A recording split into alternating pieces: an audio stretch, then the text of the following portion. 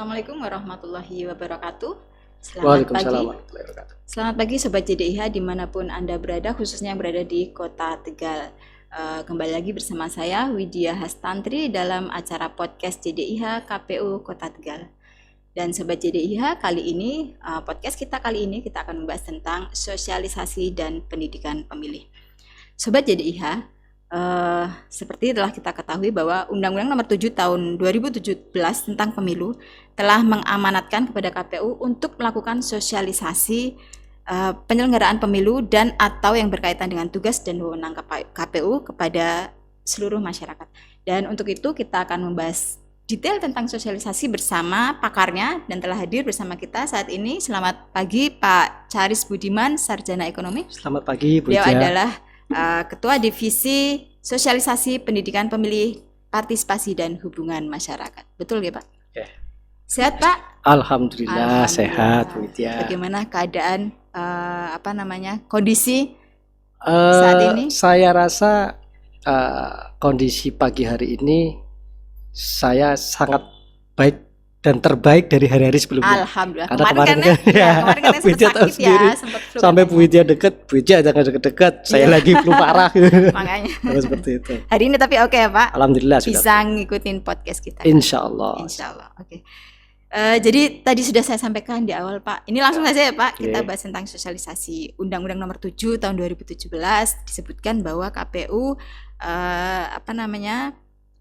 harus melakukan sosialisasi atau menyosialisasikan penyelenggaraan pemilu dan atau yang berkaitan dengan tugas dan wewenang KPU Kabupaten Kota kepada masyarakat. Kemudian juga KPU juga telah menindaklanjutinya dengan menerbitkan peraturan KPU nomor 10 tahun 2018 tentang sosialisasi pendidikan pemilih dan partisipasi masyarakat dalam penyelenggaraan pemilihan umum. Nah, sebenarnya Pak, sosialisasi ini ada istilah sosialisasi, ada pendidikan pemilih. Mungkin bisa dijelaskan dulu Pak, sosialisasi pendidikan pemilih itu apa dan mungkin ada perbedaan atau bagaimana? Silakan. Terima kasih Widya. Sebelum kita membahas lebih jauh, saya minta izin waktunya sebentar karena salah satu staf saya itu Pak Agus Darmono, Pak Gusdar, biasa kita kenal Pak Gusdar, itu sedang berbaring di rumah sakit dan insya Allah siang hari ini nanti akan ada tindakan dari rumah sakit. Saya minta doanya dari Bu Widya dan teman-teman pemirsa untuk sama-sama kita berdoa semoga proses tindakan penanganan Bapak Agus Darmono itu bisa berjalan dengan lancar. Amin, amin. Mungkin alangkah lebih baiknya kita kirim Fatihah dari dalam hati aja. Dalam hati. Oke, terima kasih. Kemudian Pak Agus Darmono bisa segera sehat kembali ya Pak? Amin, amin, amin. Karena memang agak susah juga karena ketika ada satu tim kita yang tidak prima itu. Oke, tadi berkaitan dengan sosialisasi, menurut PKPU PKPU nomor 7 tahun 2017, di mana di situ dijelaskan bahwa salah satu yang harus dilakukan oleh komisioner adalah melakukan kegiatan sosialisasi dan pendidikan pemilih. Ada pertanyaan, apa sih bedanya sosialisasi dengan pendidikan pemilih? Betul. Kalau sosialisasi itu memang kita melakukan tindakan, di mana tindakan itu tentunya dengan dasar hukum yang kita punya ketika berbicara sosialisasi itu ada 2 PKPU dan 1 putusan KPU.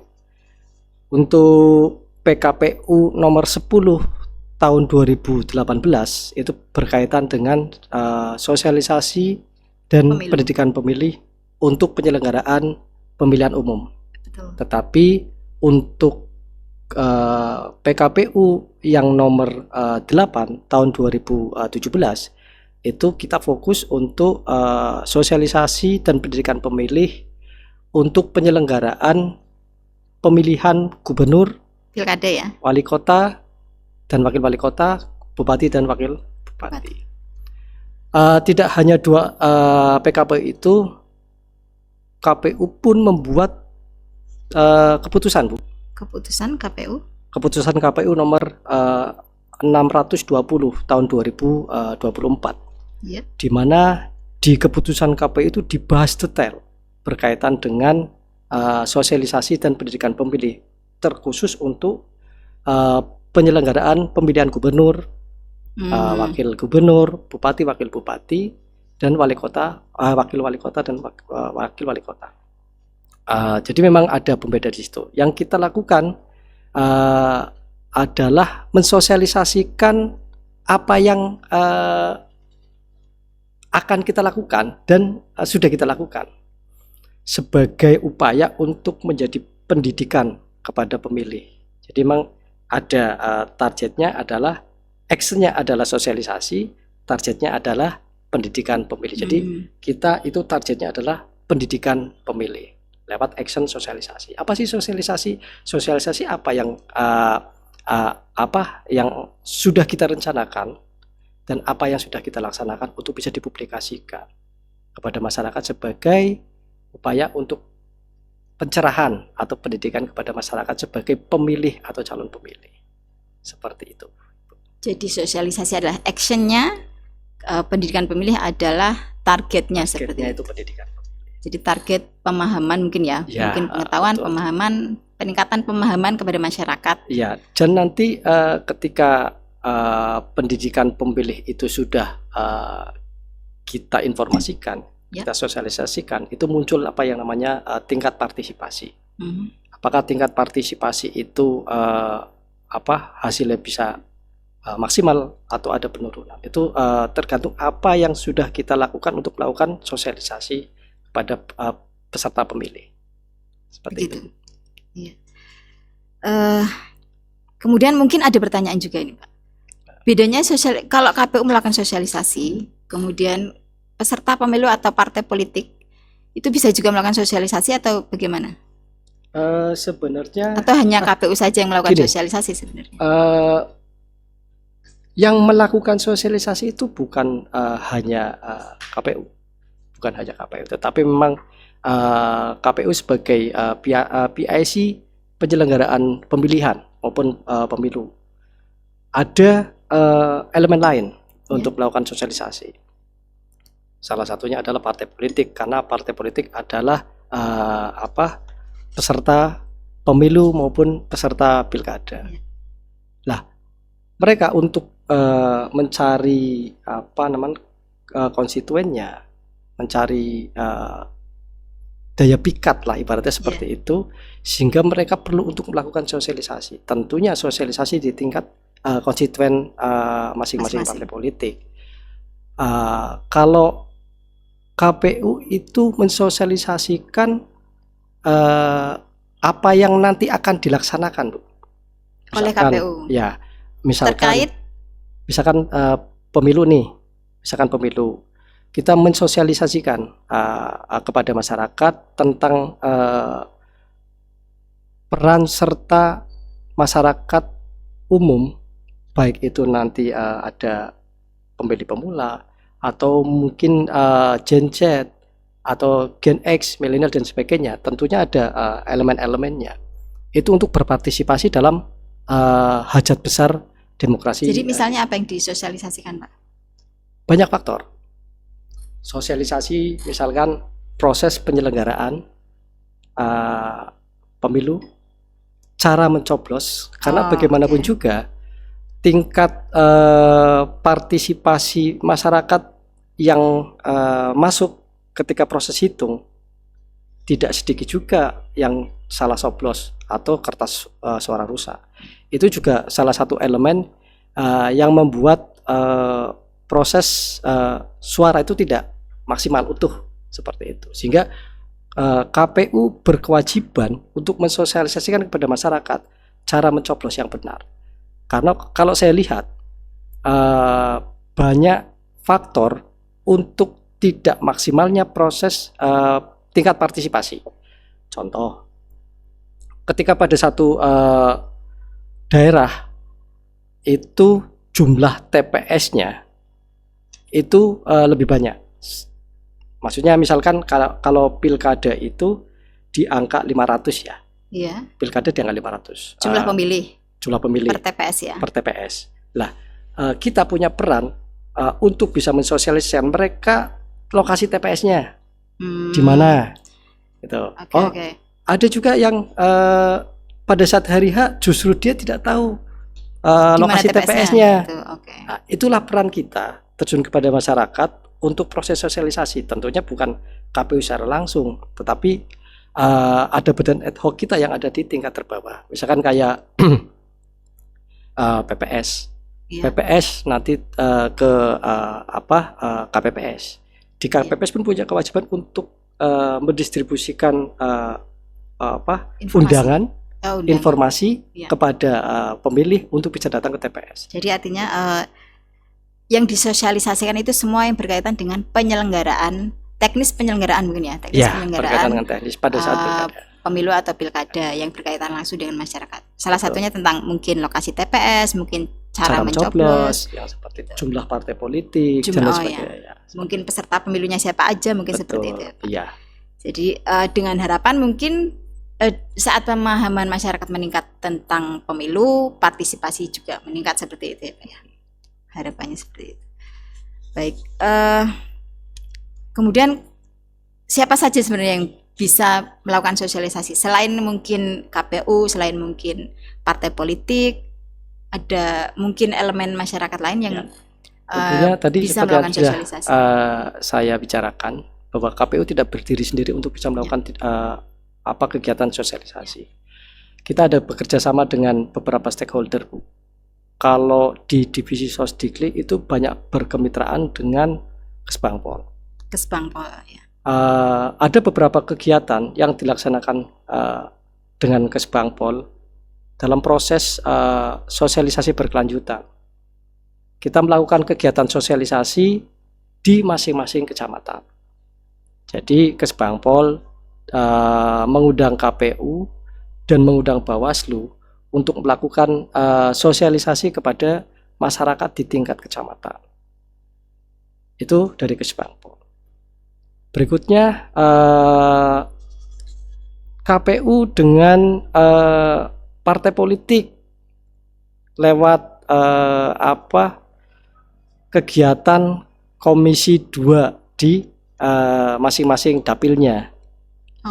Kemarin pada saat beberapa bulan yang lalu itu ada 3 orang anggota Komisi 2 yang melakukan kegiatan sosialisasi di Kota Tegal. Dan dia mengundang konstituen mereka karena mungkin gayung bersambut ya, karena ada mungkin untuk lebih memasifkan lagi konstituennya. Dia mengundang konstituen, terus kita datang dan kita melakukan sosialisasi berkelanjutan. Itu dengan partai politik, dengan DPR RI. Begitu juga dengan yang lainnya, misalkan dengan Bawaslu. Kita bareng sama Bawaslu ada di satu tempat melakukan kegiatan sosialisasi. Ada juga kegiatan kita masuk ke sekolah dalam rangka menjaring teman-teman pemilih pemula. Ya, pemilih pemula kita sasar di SMA, SMK, kita melakukan sosialisasi di sana. Ada model lain ketika kita harus berkomunikasi dengan teman-teman di SMA pada saat Pilketos.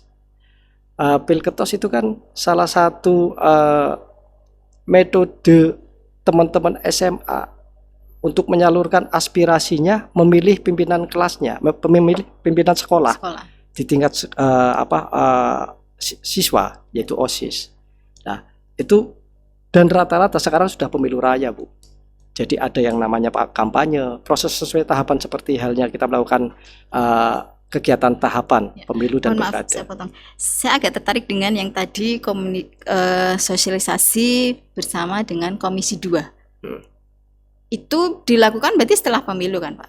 Iya, dilakukan setelah pemilu. Karena pada saat sosialisasi ini kan sudah di luar tahapan ya, Bu. Ketika di luar tahapan itu ada istilah sosialisasi berkelanjutan, sosialisasi dan pendidikan politik berkelanjutan. Nah, itu adalah kegiatan Komisi 2 di masing-masing dapilnya. Jadi sosialisasi itu dilakukan juga tidak hanya saat tahapan Tidak cuma pemilu atau tahapan, pilkada, ya. tapi setelah Setelah tahapan pun masih non ada tahapan terus pun, berkelanjutan. setelah penyelenggaraan pemilu atau pilkada tetap ada sosialisasi. Ya, betul. Apa yang disosialisasikan, Pak? Sosial- Khususnya juga kalau tadi kita membahas tentang Komisi 2, ini saya tertarik juga dengan tadi yang dilakukan sosialisasi di sekolah-sekolah. Di sekolahan ya, Pak ya. Berarti ke SMA, ke SMK seperti itu. Betul, Bu. Jadi Ini tahapan ataupun non tahapan dilaksanakan juga di sekolahan seperti itu. kalau yang saya sudah alami itu kan di masa tahapan. Ya. Di masa tahapan kemarin ada mata pelajaran yang berkaitan dengan Pancasila. Jadi Kita masuk di situ ya. Kita masuk di situ. Kita ngisi di. Itu nggak apa-apa, Pak. Emang boleh kita sosialisasi di sekolahan? Karena kan kampanye sendiri kan, seperti kita tahu kampanye dilarang dilakukan di sekolahan. Kenapa kita KPU malah melakukan sosialisasi di sekolahan gitu? Emang boleh gitu? Boleh, kan berkaitan bukan partainya, Bu. Yang kita sosialisasikan bukan partainya, tetapi makna demokrasi dan makna kebangsaan. Jadi yang kita sosialisasikan di sekolah itu materinya ya materi kebangsaan, materi demokrasi. Pas tahapan kemarin kita yang kita obrolkan dengan teman-teman SMA, cara mencoblos yang benar. Jadi kita simulasikan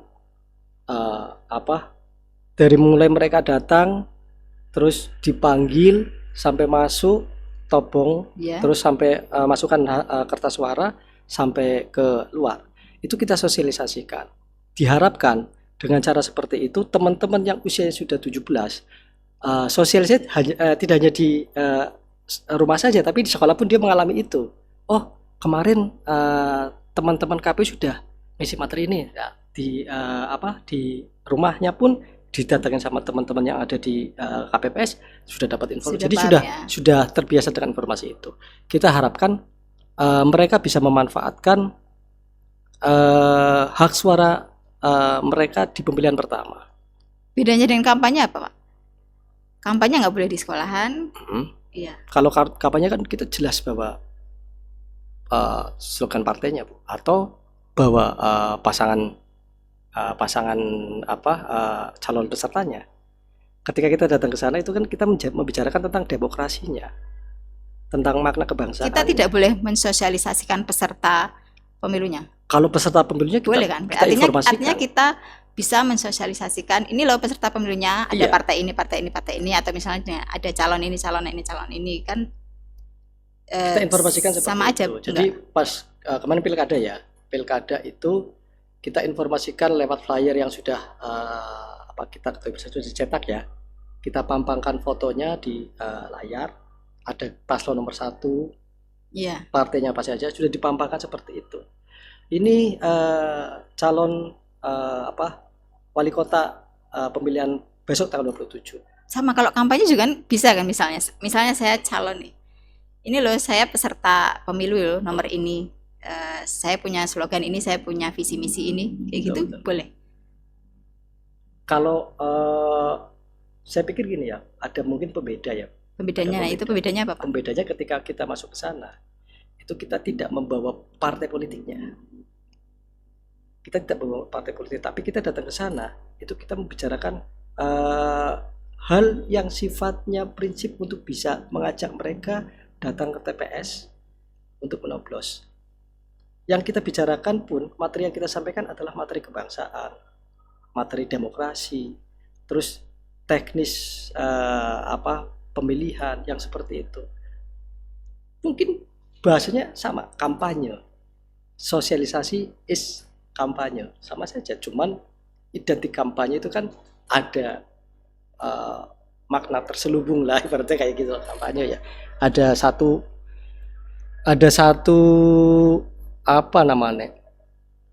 tujuan menguntungkan salah satu partai misalkan atau salah satu pihak. Itu kita melakukan hal seperti itu. Oke.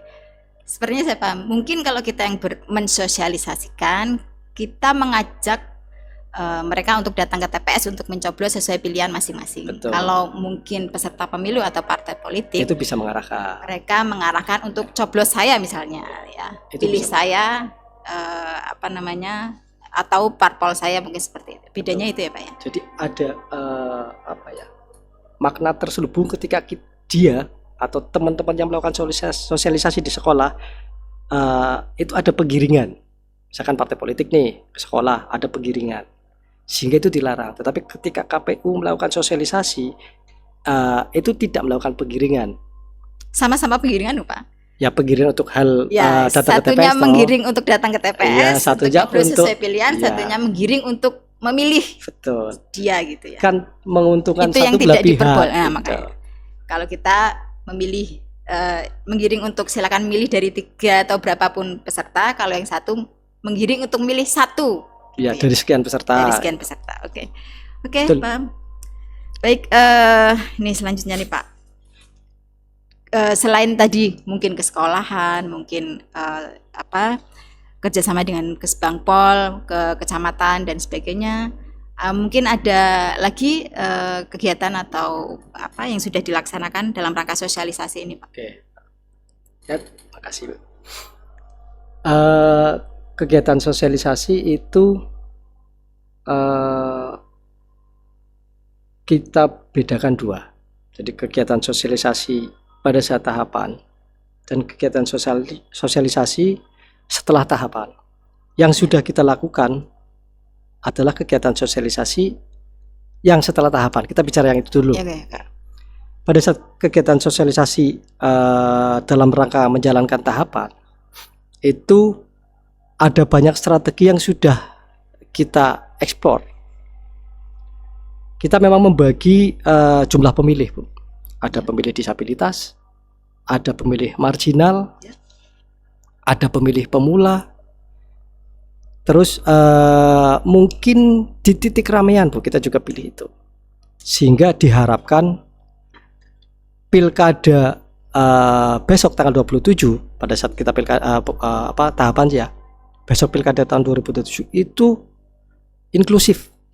Jadi tidak hanya satu segmen saja yang punya peran atau yang melakukan pencoblosan gitu. Ya. Jadi semua kita jaring. Lah, pada saat kita melakukan sosialisasi di teman-teman disabilitas, kita undang teman-teman PPK untuk berbicara sosialisasi di kelompok disabilitas. Di SLB. SLB. Ya. Karena di SLB itu ada kita bekerja sama dengan Yayasan Disabilitas Kota Tegal. Ya. Ketuanya kebetulan ketuanya itu KPPS di Kejambon. Ya. Mas Aris. Tuh.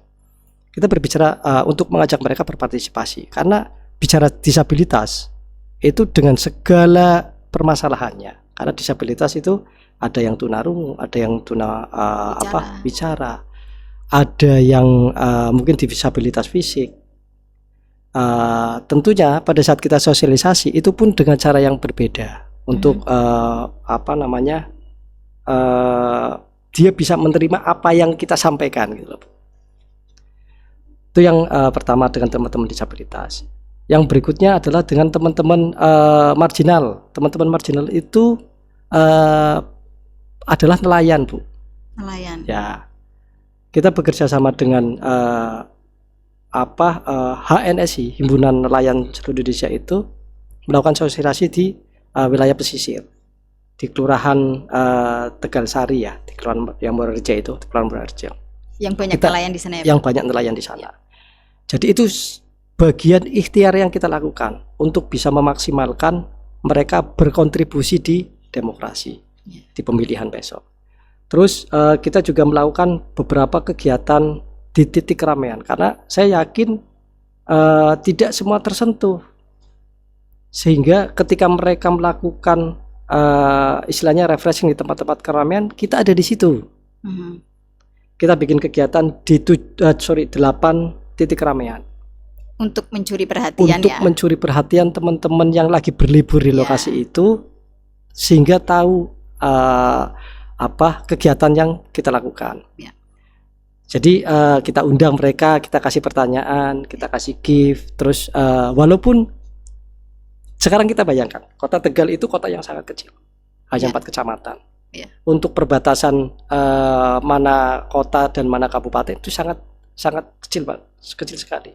Walaupun yang datang itu tidak murni semua masyarakat Kota Tegal, ada masyarakat Kabupaten Tegal. Brebes juga mungkin ya. Jadi tahu gitu loh. Ya. Jadi seperti itu. Itu beberapa kegiatan yang sudah kita lakukan. Ada juga kita melakukan kegiatan yang mungkin programnya provinsi. Ya. Pemutaran film ya. Pemutaran film. Kita undang teman-teman SMA. Jadi kita Film apa, Pak? yang Filmnya filmnya KPU? KPU, Oh, filmnya KPU. saya tahu. Aduh. Kejarlah janji. Ya, Kejarlah janji. kejarlah janji ya. Kejarlah janji. Itu kita undang perwakilan teman-teman sekolah. Jadi SMA kita undang 3 orang sama beberapa teman-teman mahasiswa. Kita sewa bioskop di Jalan Gajah Mada itu. Ya. Kita sewa di situ, kita nonton acara nonton bareng. Ada pesan lewat film itu yang bisa tersampaikan kepada teman-teman yang sudah kita sortir. Oh, ini pemilih karena Ya. harus 17 tahun yang kita Oh undang. iya. Tuh, jadi saya pikir ini tepat sasaran. Itu. Dan beberapa kali kegiatan kita juga kunjungi sekolah di Ya.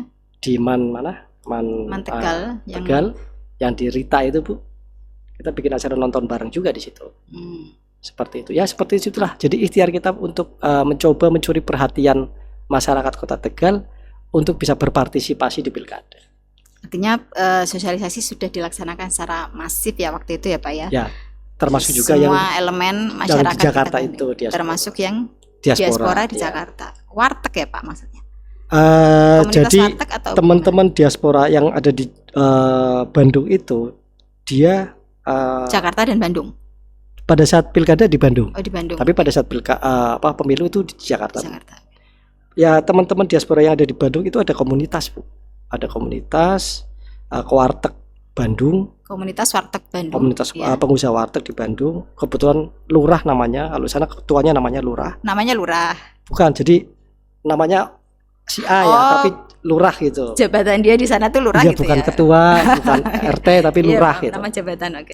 Kita undang mereka, kita lakukan sosialisasi. Diharapkan mereka bisa pulang pada saat tanggal Ini 27. memang terkait dengan tingkat partisipasi di Kecamatan Margadana ya, Pak ya. Memang Sebenarnya targetnya itu. targetnya untuk masyarakat yang tergabung dalam komunitas pengusaha warteg di Bandung ataupun di Jakarta, yang memang di Kecamatan Margadana itu banyak. Paling banyak. Dan partisipasi di Kecamatan Margadana itu paling rendah. Paling kecil. Sebetulnya. Makanya KPU mencoba menyasar ke sana dengan melakukan sosialisasi. Kita yang ke sana gitu ya, Pak ya.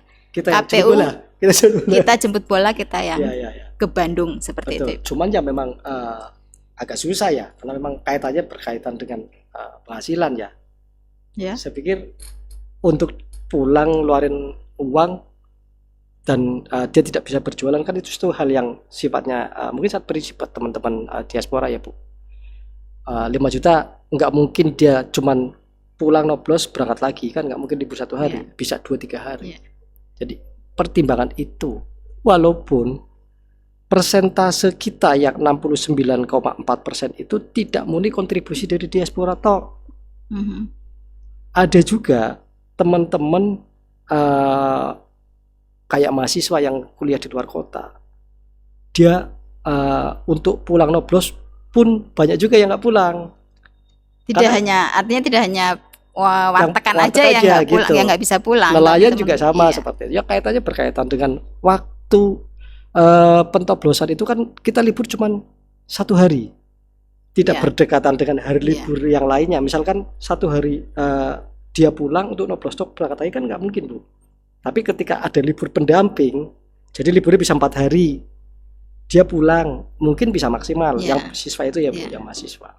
Jadi kaitannya timing dan waktu yang tepat juga saya pikir. Berarti kegiatan kita menjemput bola sosialisasi ke Bandung yang kita lakukan itu artinya setelah kita lihat hasilnya mungkin tingkat partisipasi di Kecamatan Margadana sendiri masih rendah seperti itu, kurang efektif atau bagaimana? Sementara ini kalau saya amati ya Bu, itu sepertinya kurang efektif dan harus ada cara lain. Harus ada cara lain. Harus ada cara lain untuk lebih bisa memaksimalkan teman-teman diaspora. Gitu. Atau mungkin pada saat rakor ya, pasca kegiatan pilkada kan kita melakukan rakor dengan stakeholder. Ya. Teman-teman dimintain saran untuk berkaitan dengan nilai partisipasi kita yang 69. Ya. Ya salah satunya itu kita coba masukkan di daftar inventarisasi masalah bahwa pemilihan diaspora itu bisa diusahakan bisa dilakukan di lokasi dia bekerja. Misalkan kita bikin TPS di Bandung untuk bisa mengakomodir teman-teman diaspora yang ada di Bandung nyoblos di satu TPS itu. Itu usulan-usulan seperti itu yang dilontarkan sama teman-teman pada saat rakor itu. Jadi ada banyak beberapa usulan. Walaupun yang namanya KPU itu kan bekerja sesuai dengan aturan. Ya. Ketika regulasinya tidak menyarankan itu ya kita tidak bisa jalan. Tidak bisa lakukan ya. Seperti itu. Mungkin kalau yang pilkada bisa ya Pak ya, khususnya yang gubernur gitu. Saat gubernur pun kalau yang itu masih satu provinsi, kalau sudah beda provinsi sudah nggak bisa gitu ya Pak ya. Kalau misalkan gubernur, kalau di Bandung sudah nggak bisa. Iya. Kalau Bandung nggak bisa. Tapi kalau pemilu masih bisa. Pemilu masih bisa. Khusus yang pilkada berarti nggak bisa ya Pak ya. Pilkada bisa. Kalau pemilu masih bisa. Dan dia hanya menoplos presiden aja, presiden, DPD, ya. DPR. Ya tidak semua ya. DPRD kabupaten kota juga sudah tidak bisa lagi. Iya. Nyoblos di tempat yang baru. Pada saat bertemu dengan bapak-bapak Komisi 2 kita sarankan itu. Jadi mungkin tidak cuma Kota Tegal. Apa kabarnya Padang yang banyak pedagang-pedagang warung Padang di setiap daerah Padang, ada. Ya. Apa kabarnya teman-teman yang ada di Pemalang mungkin yang banyak kan mereka merantau jadi tukang kayu, jadi tukang bangunan. Ya. Jadi memang sepertinya harus ada formula yang pas untuk bisa mengakomodir teman-teman yang diaspora. Iya. Karena tadi pertimbangannya kalau cuma sehari libur, mereka harus meninggalkan penghasilan mereka 1 hari mereka di sana, pulang sementara mereka harus mengeluarkan biaya seperti itu. Artinya untuk mereka secara ekonomi itu tidak menguntungkan bagi mereka teman-teman diaspora tersebut. Hanya untuk mencoblos gitu ya Pak ya. Iya, ingat Bu. 2024 ada 2 kali pemilihan. Iya. Kalau yang pemilu itu mereka sudah pulang. Ya. Makanya ada sekitar 80%. Ya. Apakah dia masih mau pulang untuk yang pilkadanya? Betul. Masa pan contoh 2 kali kan? Ya. Seperti itulah bayangannya kan. Sehingga terjadi penurunan pemilihan. Angka partisipasi ya. Ya. Turunnya juga cukup signifikan. Sebenarnya angkanya berapa Pak? Angka partisipasi mungkin saat pemilu berapa, saat pilkada berapa? Tadi yang pemilu itu kan 80%. Pemilu 80%. Pilkadanya 69. Pilkada 69. Oh, dari pemilu ke pilkada memang cukup jauh ya cukup Pak? Jauh. Kan di tahun yang sama sih Bu, 2024. Iya. Potret kita sebenarnya bukan di pemilunya. Potret kita ya di pemilu sebelumnya. Di pemilu sebelumnya penurunan kita 0,4. Jadi tidak ekstrim. Karena pemilu berikutnya berarti ya mungkin case-nya hampir sama juga. Dari pilkada lalu ke pilkada sekarang, pilkada lalu itu sekitar 70%. 70%. Berarti kemudian pilkada sekarang 69%. 69,4 itu. Tetap ada penurunan ya Pak ya? Tetap ada penurunan. Tapi kalau pemilu sendiri dari pemilu yang lalu ke pemilu sekarang? Kalau pemilu yang lalu pemilu yang 2024 ya? 2019 berarti? Pemilu 2019 versus pemilu 2024. Iya, itu kalau tadi bicaranya perbandingannya apple to apple tadi. Iya, betul lah. Itu berarti kan kalau mau membandingkan ada kenaikan. Jadi pemilu 2019 versus 2024 itu ada kenaikan. Tapi justru pilkada lalu ke pilkada sekarang turun. Ada turun. Itu memang apa ya? jadi challenge kita untuk melakukan kegiatan sosialisasi lebih masif lagi. Betulnya apa ya? Proses pemanfaatan teknologi seperti Facebook, IG, terus Twitter dan lain sebagainya memang harus kita maksimalkan karena memang sekarang eranya sudah era digital. Kalau hanya mengandalkan kita tatap muka, sementara anggaran sedang proses efisiensi, itu sangat susah. Makanya kita harus memaksimalkan yang namanya pemanfaatan teknologi. Ya, bikin konten, sering melakukan podcast yang ringan-ringan lah. Walaupun itu belum juga kita maksimalkan di segmen itu. Akan coba kita maksimalkan di teknologi. Ya. Jadi untuk ke depan mungkin metode yang akan dilakukan selain mungkin metode-metode konvensional, mungkin tatap muka dan metode sosialisasi lainnya, mungkin yang akan masif dilakukan itu tadi, menggunakan teknologi tadi, Pak. Ya, sekarang eranya adalah era teknologi ya. Jadi kalau saya lihat anak saya aja bangun tidur sampai mau tidur lagi dia selalu pegang HP dan tidak jauh dari HP. Yang dia nonton ya TikTok, IG. Jadi kalau itu sekarang jadi concernnya masyarakat dan kita menjauh dari hal seperti itu, mungkin kita sudah sangat ketinggalan zaman dengan cara-cara konvensional kalau kita melakukan cara konvensional.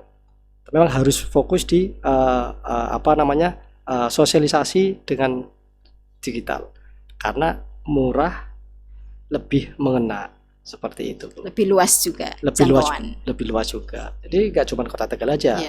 Saya bisa lihat Klaten. Saya selalu lihat kabupaten kota karena sebagai motivasi saya, Bu. Aduh, akhirnya ketemunya ya si remote dewe kayak gitu. Aduh, ya udahlah. Itu jadi PR. Ya. Baik, Pak Charis, ini cukup seru pembicaraan kita. Mungkin terakhir pertanyaan, Pak. Siap. Pak Charis sebagai anggota KPU Divisi Sosialisasi dan Pendidikan Pemilih, dari sekian yang telah dilakukan oleh KPU Kota Tegal, khususnya dalam rangka penyelenggaraan pemilu kemarin ataupun sekarang dalam tahapan, sudah banyak yang dilakukan untuk sosialisasi kepada masyarakat. Ada catatan nggak dari Pak Charis? Mungkin evaluasi terhadap kinerja kita sebagai KPU, kemudian mungkin apakah akan ada mungkin inovasi baru nanti ke depan, seperti apa, monggo? Ya, oke, makasih Bu. Closing statement berarti ya.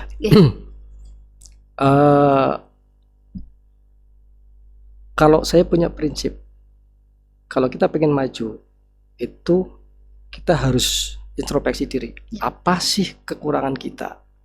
Sehingga kita bisa menambal dengan menyelesaikan kekurangannya.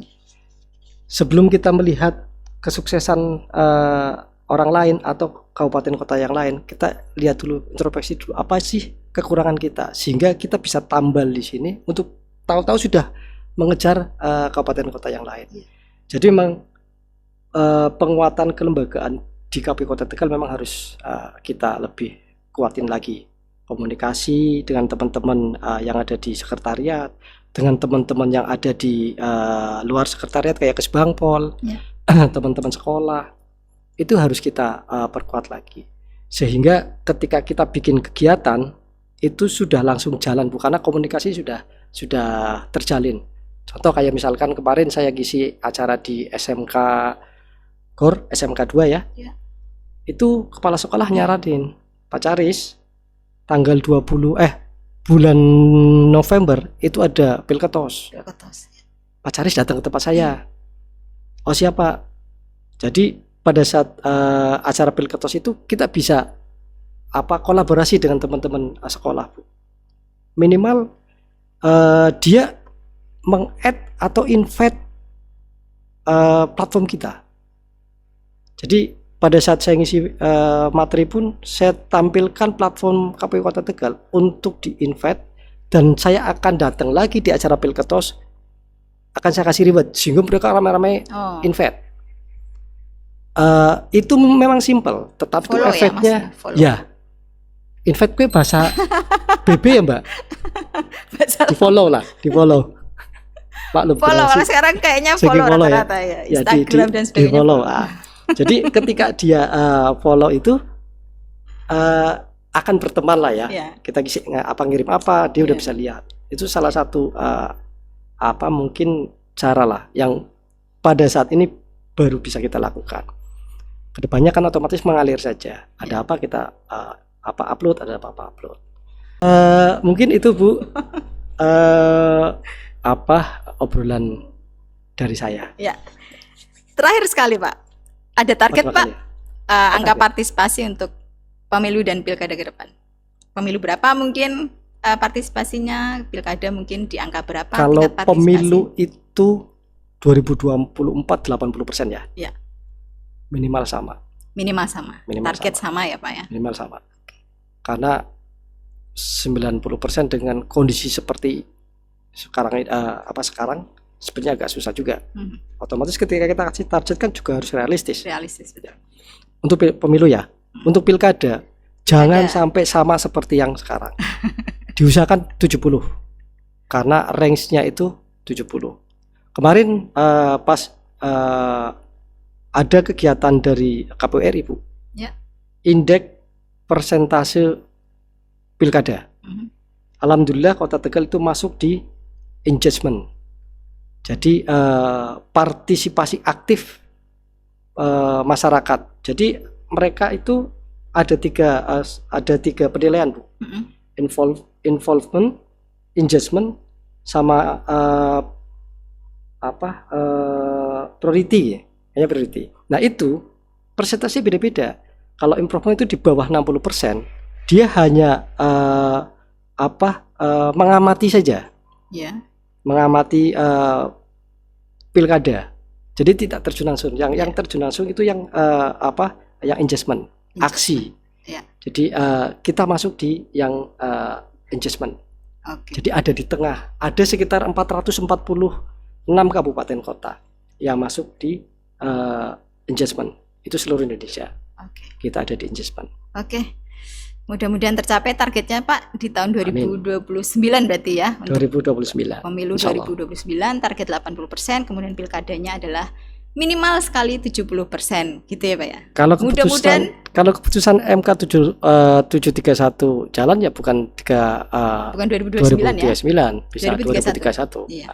Tapi angka partisipasi minimal Minimal jangan yang pilkadanya jangan sampai seperti sekarang. jangan sampai Ada 10%. kenaikan lah, minimal 70 Minimal lah. 70% ya Pak ya. Oke, mudah-mudahan tercapai target yang Amin, telah amin. Minta doanya. ditetapkan oleh anggota KPU Kota Tegal Divisi Sosialisasi dan Pendidikan Pemilu Bapak Charis Budiman. Terima kasih sekali Pak atas kehadirannya di podcast JDIH KPU Kota Tegal. Mudah-mudahan ini menjadi pemahaman, pencerahan buat saya Amin. pribadi, untuk juga seluruh sobat JDIH KPU Kota Tegal dimanapun berada. Baik, sobat JDIH, demikianlah tadi obrolan kita bersama Ketua Divisi Sosialisasi dan Pendidikan Pemilih KPU Kota Tegal, Bapak Charis Budiman. Sebenarnya masih banyak hal yang ingin kita obrolkan begitu ya Pak, karena sesuai dengan di dalam PKPU nomor 10 tahun 2018 juga disebutkan ada 11 sasaran sosialisasi. Tadi disebutkan juga ada pemilih pemula, ada pemilih muda, kemudian disabilitas, perempuan juga ada ya Pak, kaum marginal, keagamaan dan sebagainya. Sebenarnya itu adalah juga hal-hal topik-topik yang cukup cukup hangat juga untuk dibicarakan, namun karena keterbatasan waktu, sobat JDIH, kita harus akhiri sampai di sini. Mudah-mudahan bermanfaat untuk kita semua dan terima kasih. Sampai jumpa di episode berikutnya. Wassalamualaikum warahmatullahi wabarakatuh. Waalaikumsalam warahmatullahi wabarakatuh. Terima kasih Pak. Terima kasih Bu.